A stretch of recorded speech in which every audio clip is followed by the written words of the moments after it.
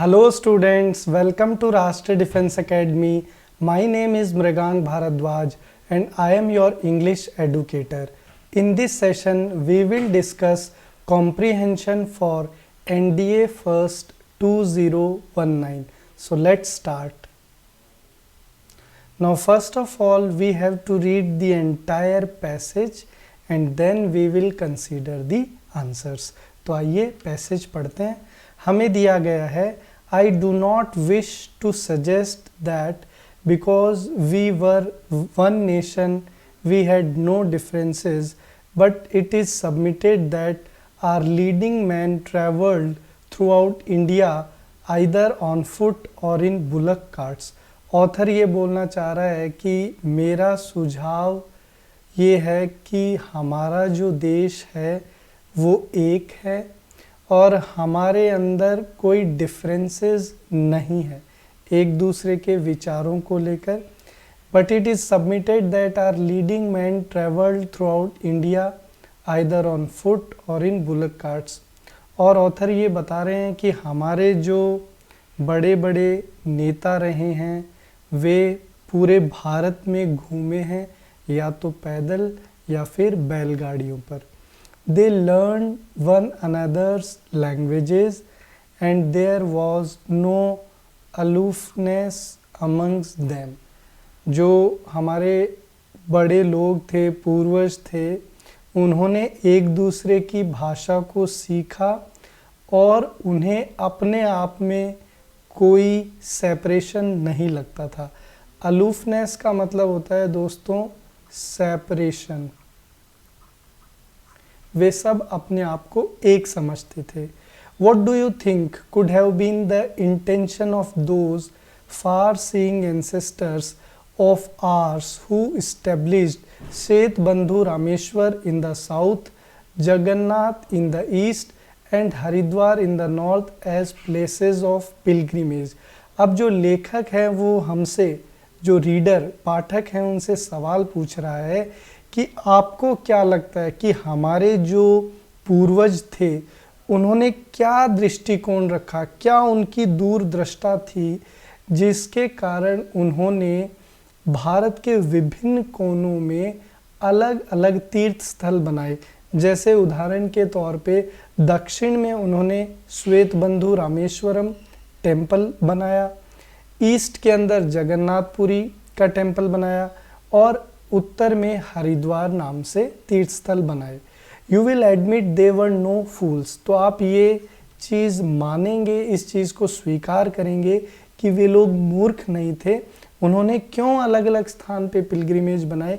इसका रीज़न क्या है? इसका रीज़न ये है they taught us that those whose hearts were aglow with righteousness had the Ganges in their own homes. उनका ये कहना था कि जिनके दिलों में पवित्रता है, जो अपने कर्मों में सही हैं, उनके घर पे ही क्या है? तीर्थ स्थान है. उनका घर ही उनके लिए तीर्थ स्थल है. जैसा कि हम लोग सुनते हैं चैरिटी बिगिंस एट होम, कि जो अच्छे काम हैं उनकी शुरुआत घर से ही होती है. तो उन्होंने ये मैसेज देना चाहा कि पूरे विश्व में, भारत में जितने भी कोने हैं, हर जगह जो व्यक्ति कर्मों में सही है वो पवित्र है. But they saw that India was one undivided land so made by nature. लेकिन उन्होंने देखा कि भारत पृथ्वी का एक ऐसा भाग है जो बिना किसी बंटवारे के एक है. They therefore argued that it must be one nation. इसलिए जो हमारे पूर्वज थे, एंसेस्टर्स थे, उनका ये तर्क था कि हमारा जो भारत है वो एक राष्ट्र है.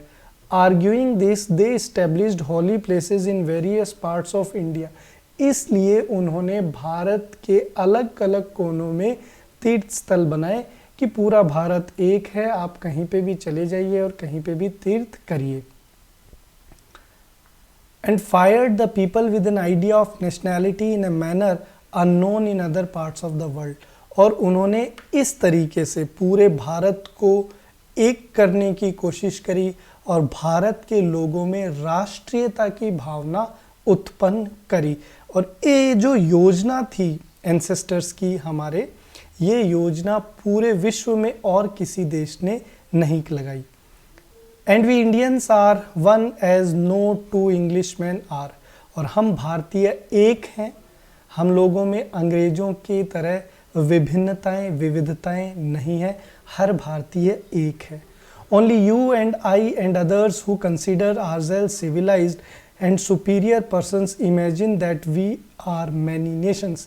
लेकिन कुछ बुद्धिजीवी हैं आप में और मेरे में, जो लोग ये समझते हैं कि हमारा राष्ट्र एक नहीं है, हमारे देश में अलग अलग छोटे छोटे देश हैं।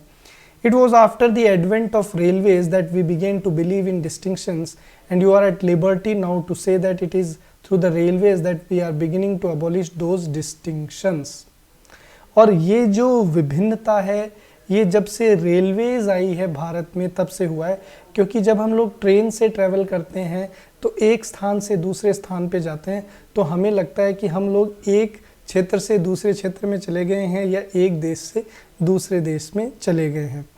लेकिन धीरे धीरे हम लोग रेलवे के थ्रू ये जो विभिन्नता है विविधता है इसको हटा रहे हैं।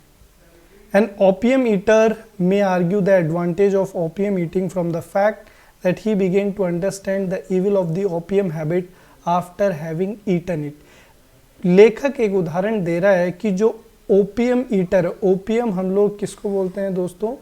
ओपियम एक तरीके का मेडिसिन है, ठीक है, और हम लोग इसको अफीम बोलते हैं।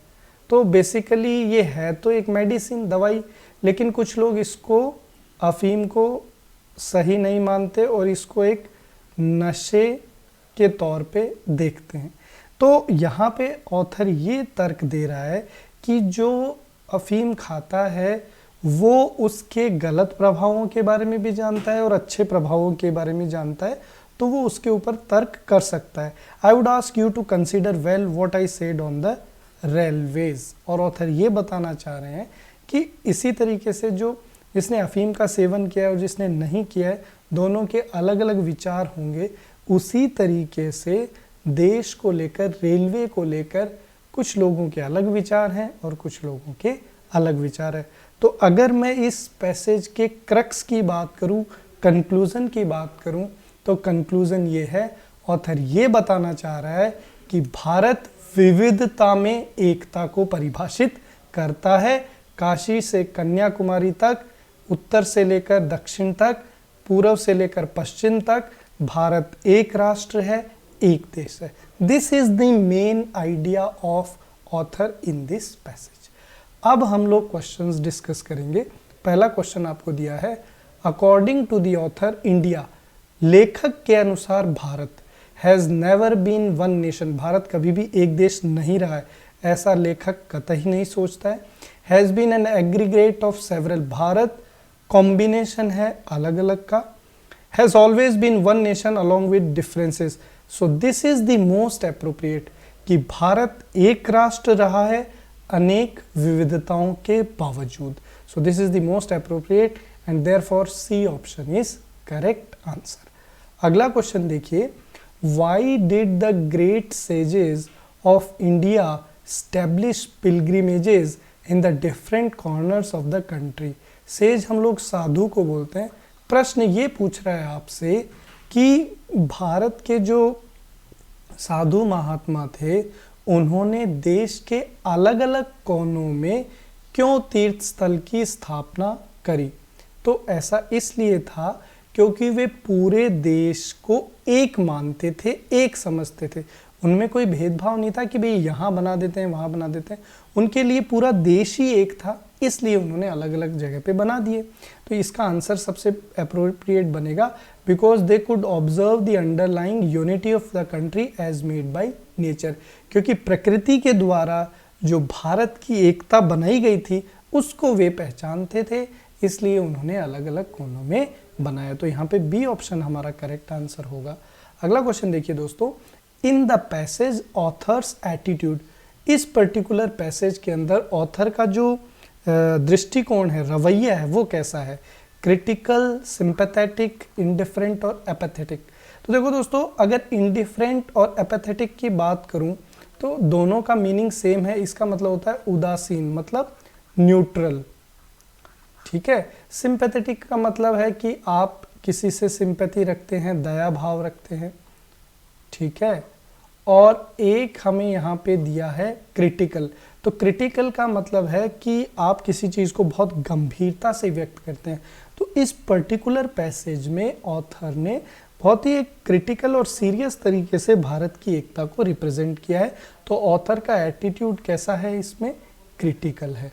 अगला क्वेश्चन देखिए दोस्तों, what does the author mean when he says that whose hearts were aglow with righteousness had the Gangas in their own homes। Author का क्या अर्थ है जब वह यह कहता है कि जिनके दिलों में पवित्रता है, सही जो हैं, उनके घरों में ही गंगा है, या उनका घर ही एक तीर्थ स्थल है। तो ऐसा इसलिए कहा गया है दोस्तों क्योंकि ऑथर हृदय की जो पवित्रता है उनको सबसे सर्वोपरि रखता है, किसी भी धर्म से, किसी भी जाति से, किसी भी व्यक्ति से। तो सबसे अप्रोप्रिएट आंसर होगा the purity of heart is superior to observance of any ritual and therefore option D is the correct answer. अगला क्वेश्चन देखिए, the paragraph is written in A. पैराग्राफ की जो शैली है, ठीक है, राइटिंग स्टाइल, वो कैसी है? ए ऑप्शन है डायलॉगिक स्टाइल। तो देखो यहाँ पे डायलॉगिक स्टाइल नहीं है। डायलॉगिक स्टाइल वो होती है जिसके अंदर हम लोग डायलॉग्स को प्रेफरेंस देते हैं, लेकिन ऐसा नहीं है। प्रेस्क्रिप्टिव स्टाइल, प्रेस्क्रिप्टिव वर्ड बना है प्रेस्क्रिप्शन से, तो डॉक्टर अक्सर हमें प्रेस्क्रिप्शन देता है, सलाह या सुझाव, तो ऑथर ने कोई सजेशन हमें नहीं दिए, तो ये भी नहीं होगा। डेस्क्रिप्टिव वर्ड बना है डेस्क्रिप्शन से, जब हम लोग किसी चीज़ की एक एक जानकारी देते हैं। और एनालिटिकल मतलब जब हम लोग किसी पर्टिकुलर सब्जेक्ट का एनालिसिस करें। तो ऑथर ने यहाँ पे भारत की जो एक यूनिटी है, यूनिटी इन डाइवर्सिटी, उस पे एनालिसिस किया है। तो सबसे एप्रोप्रिएट ऑप्शन क्या होगा? Option D. Thank you so much students.